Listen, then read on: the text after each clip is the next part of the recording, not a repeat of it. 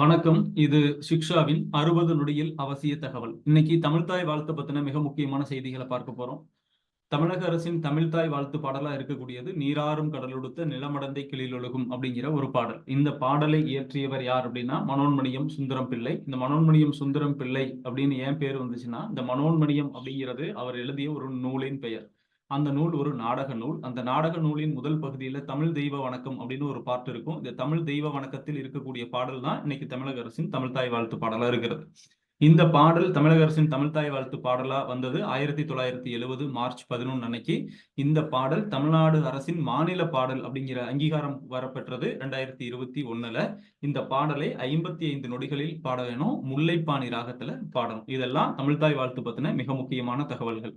இதே மாதிரி தேர்வுக்கு பயன்படும், உங்களை தேர்வில் எளிதாக வெல்ல வைக்கும் நிறைய தகவல்களை தொடர்ந்து பெறணும்னா நம்ம சேனலை மறக்காம சப்ஸ்கிரைப் பண்ணிக்கோங்க.